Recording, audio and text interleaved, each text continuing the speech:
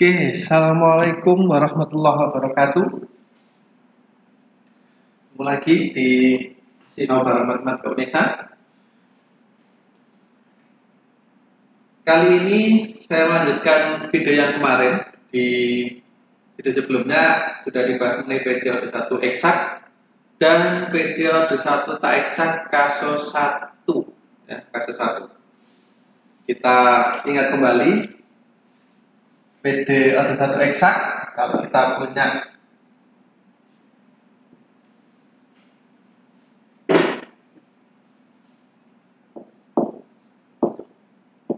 PD bentuk ini.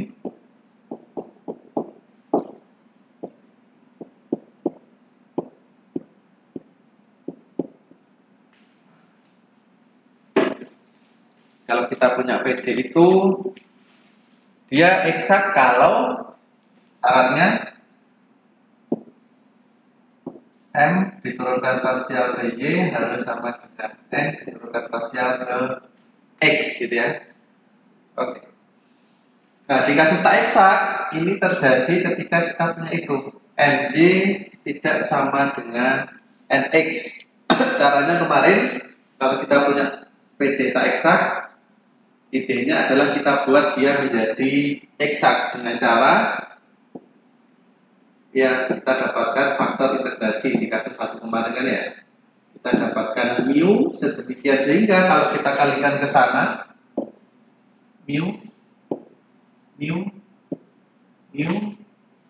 maka ini akan menjadi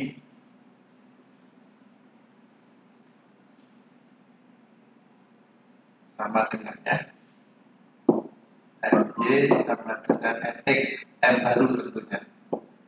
M barunya adalah mu kali M, N barunya mu kali N. Ada 3 kasus kemarin.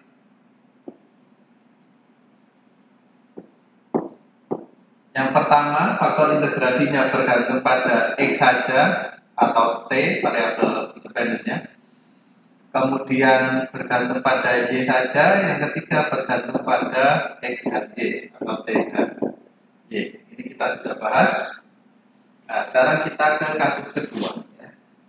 Yaitu ketika faktor integrasinya bergantung pada Y saja. Oke.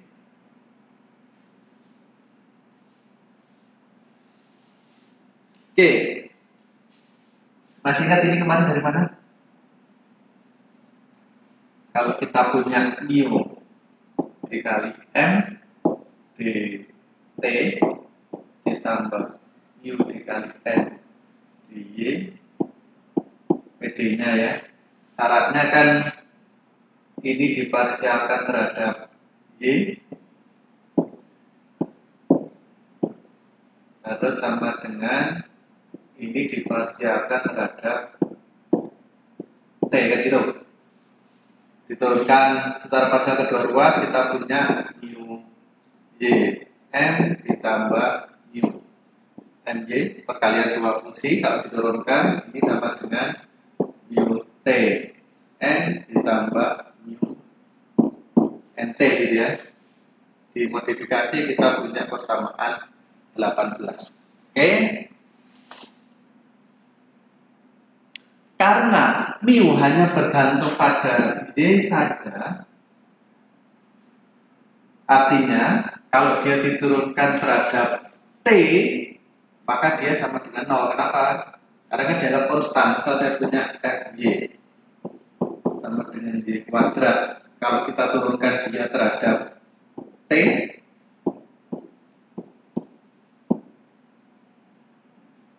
kan ini jadi 0.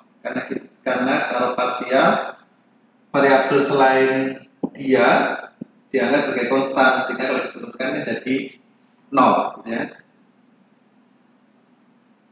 Oke. Nah, makanya di sini mu T sama dengan 0. Sehingga berat ruas kanan tinggal ini saja. Min mu Y dikali M gitu ya. Oke. Dimodifikasi kita punya mu Y sama dengan itu. Ingat bahwa mu itu fungsi dalam Y saja. Sehingga kalau dia diturunkan terhadap Y, maka dia harus sama dengan fungsi dalam Y. Gitu. Dia harus fungsi dalam Y. Kita punya mu-nya fungsi dalam Y, gitu ya. Maka bentuk itu dia juga harus fungsi dalam Y. Oh ini kurang minus ya, negatif M dari sini. Sehingga negatif itu harus sama dengan suatu fungsi dalam Y, gitu ya.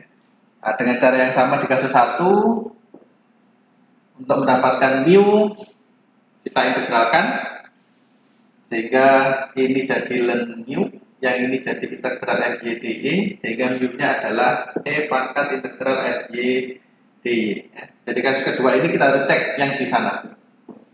Apakah MY min NT per negatif N itu adalah fungsi dalam Y saja atau bukan, gitu ya, Y saja atau bukan. Oke, contoh XY pangkat 3DX plus X kuadrat Y kuadrat min 1 DY sama dengan 0 PD. Eksak enggak? MY nya apa? 3XY kuadrat, oke. NX nya 2XY kuadrat. Oke. Sama enggak? Tidak sama. Maka dia bukan PD eksak. Ya. Maka dia bukan PD eksak. Oke. Nah, ini langsung dicek langsung di kasus kedua. Nah, kalau di masalah seperti kan kita nggak tahu dia masuk di kasus 1, kasus 2, atau kasus 3, Pak. Kita nggak tahu, makanya kita harus cek. Misal ini, kita cek untuk kasus 1. Di kasus 1 kemarin kita punya MY min NX per N, dia harus fungsi dalam X, gitu ya. Kita cek MY nya adalah 3XY kuadrat, NX-nya adalah 2XY kuadrat, N-nya X kuadrat Y kuadrat dikurang 1 sama dengan XY kuadrat per X kuadrat Y kuadrat min 1. Apakah fungsi dalam Y saja? Oh sorry, apakah fungsi dalam X saja? Bukan ya. Dia bukan fungsi dalam X saja. Jadi kita cek untuk kasus kedua, apakah dia memenuhi di kasus kedua. Ya. Kita cek apakah fungsi itu dalam, apa merupakan fungsi dalam Y saja. Dalam dapat itu negatif seper Y. Benar bahwa dia adalah fungsi dalam Y saja. Nah, karena dia fungsi dalam Y saja, maka dia masuk di kasus kedua, sehingga faktor integrasinya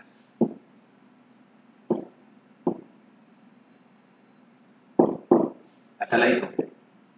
Mu sama dengan seper Y. Dapat dari E pangkat integral negatif seper Y DY. Ya. Dan kalau kita punya ini E pangkat integral min seper Y kan min ln Y plus C kan ya. Dengan kita mengambil C sama dengan 0, sama seperti PD order 1 linear. C-nya sembarang, mau 1, mau negatif 2, dan seterusnya boleh. Paling gampang kita pakai yang C0 ya. Sehingga E pangkat ln seper Y, E pangkat ln seper Y sama dengan seper Y ya. Oke. Kasus kedua ya. Nah, setelah itu, setelah kita dapatkan mu, yang kita lakukan adalah mengalihkan mu ke PD awal, ya. Kita kalikan mu di sana seperti ke PD itu, sehingga dia menjadi PD eksak. Kita cek beneran eksak enggak. Kalau kita kali seperti Y, maka kita punya XY kuadrat X plus X kuadrat Y min seperti Y sama dengan 0 gitu ya.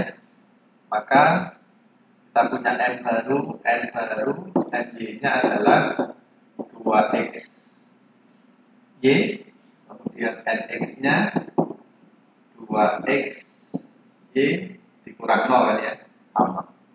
Maka dia adalah PD eksak. Kalau sudah PD eksak, maka dilakukan cara PD eksak untuk menyelesaikan PD itu ya. Oke, kita punya itu. Dia adalah PD eksak. Kita gunakan cara PD eksak, bisa pakai M-nya, bisa pakai N-nya gitu ya. Ini kalau kita pakai M, kita cari fungsi C. Karena PD eksak, maka turunan parsial C terhadap X sama dengan M, dan turunan parsial C terhadap Y adalah N. Sehingga untuk mendapatkan C, kita integralkan N secara parsial terhadap X, atau kita integralkan N secara parsial terhadap Y. Kita pakai M, sehingga di sini muncul fungsi dalam Y saja. Di video kemarin kita sudah bahas kenapa muncul Y saja. Dan seterusnya didapat itu. C adalah setengah X kuadrat Y kuadrat plus Y. Karena itu ya, kita turunkan parsial ini terhadap Y, maka dia sama dengan X. Sehingga didapat Y sama dengan min dan X. Kita kembalikan ke sana, sehingga solusinya adalah itu. Setengah X kuadrat Y kuadrat min dan X sama dengan konstan ya. Jadi kita nggak tahu ini kasus 1 apa kasus 2, jadi harus dicek pas-pasan ya. Jadi misalkan kalau kita ngecek langsung di kasus kedua ternyata benar, ya langsung kasus kedua kita pakai. Ternyata pas dicek kasus kedua salah, kita pakai di kasus 1, dicek lagi benar enggak kasus 1 ya. Oke. Itu adalah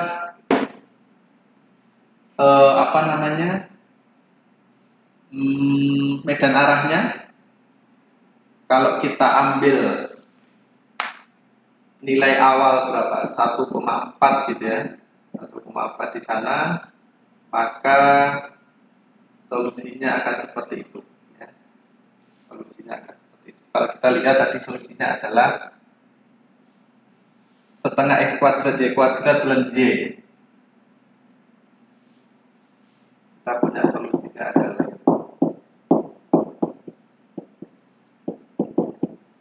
solusi umumnya ya. Oke.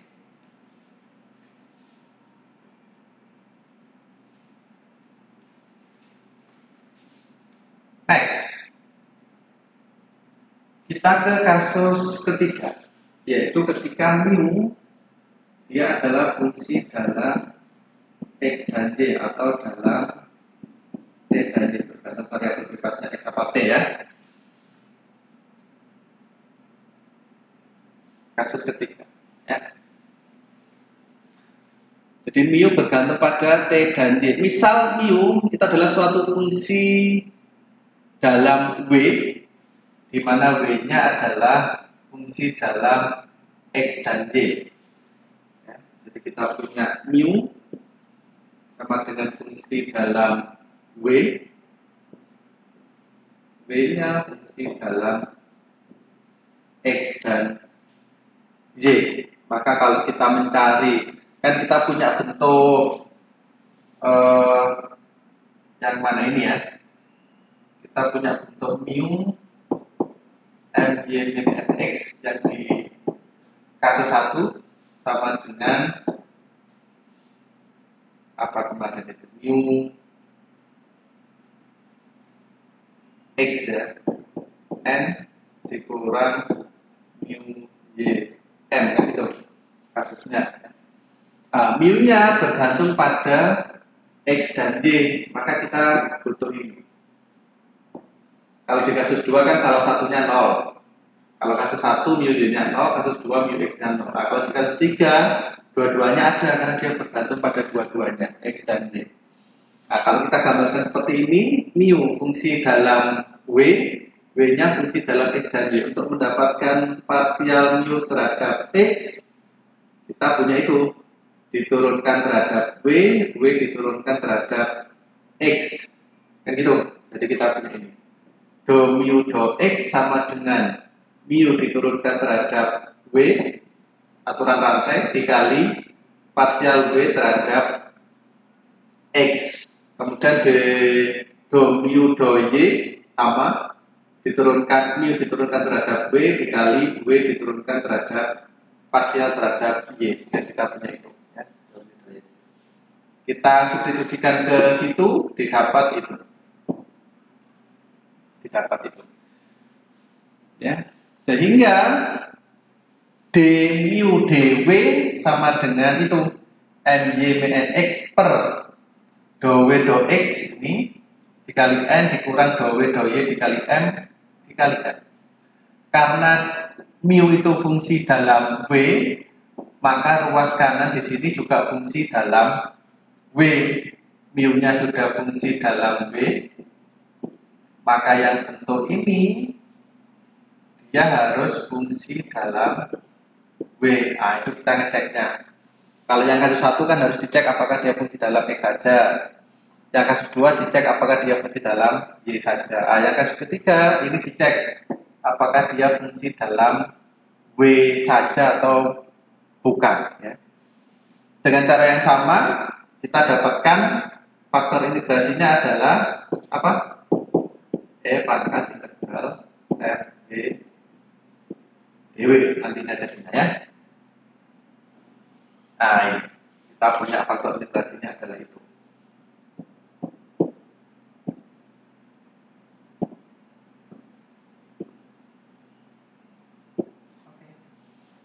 Ini cara analog ya, analog dengan kasus 1 sama kasus 2 ya. Pada kasus ini kan dia mu itu kan diketahui fungsi dalam W, maka nanti akan diberikan W-nya itu seperti apa ya. Misal W-nya adalah X kali Y misal, maka Wx-nya sama dengan apa? Ini diparsialkan ke X sama dengan Y, oke. Diparsialkan ke Y sama dengan X ya. Nanti yang kita ngecek, kita pakai untuk yang ini Wx-nya apa, Wy-nya apa. Jadi nanti akan diketahui W-nya apa, kita cari mu-nya seperti apa ya. Contoh X kuadrat Y plus 2X Y kuadrat plus 2X plus 3Y dx banyak sekali, ditambah X pangkat 3 plus 2X kuadrat Y plus 3X dy sama dengan 0. Yang faktor integrasinya bergantung pada W sama dengan X kali Y. Artinya kita punya Wx-nya adalah Y, Wy-nya adalah X ya. Silakan dicek dia adalah PD tak eksak ya. Kasus 1, kasus 2 silakan dicek, kita langsung cek di kasus ketiga. Kita cek apakah fungsi itu adalah fungsi dalam W atau bukan. Dijabarkan ternyata dapat dia sama dengan 1. Jadi my min x per Wxn dikurang Wym ternyata sama dengan 1. Apakah dia fungsi dalam W? Pak, kan nggak ada W-nya di situ. Apakah dia fungsi dalam W? Ingat, kalau kita punya ft, suatu fungsi satu variabel, suatu fungsi f gitu ya, dari real ke real, didefinisikan sebagai ft sama dengan negatif 3 misal. Boleh nggak? Boleh, dia fungsi konstan. Artinya apa? Untuk semua T dibilang di himpunan itu, dia dipasangkan ke negatif 3. Kalau digambar, ini kan negatif 3. Untuk semua T di sana, dia dipasangkan ke negatif 3. Artinya, kalau kita punya 1, apakah dia fungsi dalam W? Ya. Jadi dia fungsi dalam sebarang. Dia fungsi dalam W. Oke, sehingga kita punya mu-nya adalah pangkat X dikali Y. Dikalikan ke PD awal, dicek apakah dia eksak atau enggak. Kalau eksak berarti benar, kalau enggak eksak berarti ada yang salah dengan hitungan faktor integrasinya. Ya. Selanjutnya silakan Anda tentukan penyelesaian dari PD itu dengan menggunakan cara PD eksak, gitu ya. Itu solusinya. Ya. Sama seperti biasanya kalau kita ambil nilai awal 1,4, kita punya itu solusinya, ya. Oke. Sampai sini ada pertanyaan? Jika ada pertanyaan silakan tuliskan di kolom diskusi, ya, atau silakan tanya di komentar. Jangan lupa silakan subscribe channel ini supaya bisa ditonton banyak video tentang materi PDB khususnya atau materi-materi lain di matematika. Oke, selanjutnya silakan kerjakan latihan halaman 45 nomor 3568 mungkin, ya. Cari yang berhubungan dengan PD eksak, tak eksak, kasus 1, kasus 2, kasus 3. Oke. Sampai di sini.